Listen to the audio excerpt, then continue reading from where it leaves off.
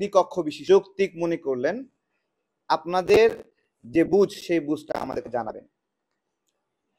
আরেকটি বিষয় আমাদের সামনে এসেছে সংস্কার আলোচনায়, যে উচ্চ কক্ষের বিষয়ে আলোচনা করছে।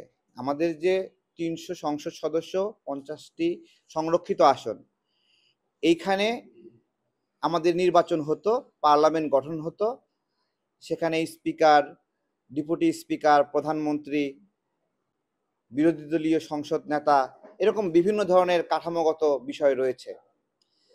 তো এখন নতুন করে আলোচনা শুরু হয়েছে দ্বিকক্ষ বিশিষ্ট, এই তো। এবং সেই দ্বিকক্ষ বিশিষ্ট আলোচনার মধ্যে উচ্চ কক্ষে নির্বাচন কিভাবে হবে বা প্রতিনিধিরা বাছাই কিভাবে হবে সেই বিষয়ে আলোচনা হচ্ছে। এবং আমরা আমাদের কাছে যে হ্যাঁ না অথবা কোনো মতামত নেই গণভোটের আগে বা নির্বাচনের পরে এ ধরনের অপশন দেওয়া হয়েছে। আমি আপনাদেরকে বলছি, ঐকমত্য কমিশনের এই ফর্মেরই আমরা আপত্তি জানিয়েছি শুরুতেই, যে আমরা তো আপনাদেরকে মতামত দেইনি, সিদ্ধান্ত দেইনি যে আমাদের সংসদ এক কক্ষ বিশিষ্ট হবে না দ্বিকক্ষ বিশিষ্ট হবে। তাহলে আপনারা পুরা ফর্মটা দ্বিকক্ষ বিশিষ্ট এই আদলে সাজিয়ে হ্যাঁ না উত্তর কেন নিচ্ছেন? এখন তো ডিসিশন হয়নি যে আমরা দ্বিকক্ষ বিশিষ্ট সংসদে যাচ্ছি কি না। সেই সেই সেই ডিসিশন না হতেই তারা দ্বিকক্ষ বিশিষ্ট নির্বাচন এবং উচ্চকক্ষে কিভাবে হবে সেই বিষয়ে মতামত নিচ্ছে।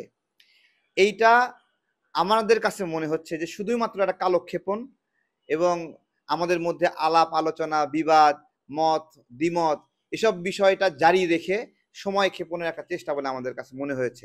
কারণ আমরা কিন্তু কেউ বলি নাই যে দ্বিকক্ষ বিশিষ্ট পার্লামেন্ট চাই আমরা। এই বিষয়ে কোনো সেটেলমেন্ট হয়নি। যে বিষয়ে সেটেলমেন্ট হয়নি সেই বিষয়ে ওনারা নৈবেত্তিক প্রশ্ন দিচ্ছে কেন? আমাদের প্রশ্ন। এবার আসেন যে দ্বিকক্ষ বিশিষ্ট যদি হয়, আমরা দ্বিকক্ষ বিশিষ্ট সংসদের বিষয়ে এখনো মতামত দেই নাই, কিন্তু দ্বিকক্ষ বিশিষ্ট যদি হয়, এখানে এক ধরনের আলাপ আনা হয়েছে যে এইটা সংখ্যানুপাতিক ভাবে হবে নাকি নির্বাচনের মাধ্যমে হবে। এই তো আমরা বরাবরই সংখ্যানুপাতিক পদ্ধতির যে নির্বাচন সেই নির্বাচনে আপত্তি জানিয়েছি। কেন জানিয়েছি তার ব্যাখ্যা আমাদের কাছে আছে। সংখ্যানুপাতিক নির্বাচনে কি হয়, একটা দল কত পার্সেন্ট ভোট পেল সেই অনুযায়ী পার্লামেন্টে তাদের অতগুলো হার অনুযায়ী সংসদ সদস্য যাবে, এই তো। তাহলে সেই সংসদ সদস্যরা যাবে, এইটা আর তাদের সেই ভোট অর্জন করতে হবে।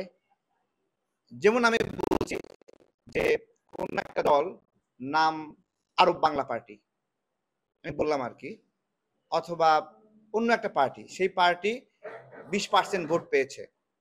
তো 20% ভোট অনুযায়ী যদি তাদের যদি 40 জন সংসদ সদস্য সংসদে যায় বা 45 জন যায়, তাহলে যাবে কিভাবে? দলের চেয়ারম্যান, সভাপতি, সাধারণ সম্পাদক তারা সিলেক্ট করবে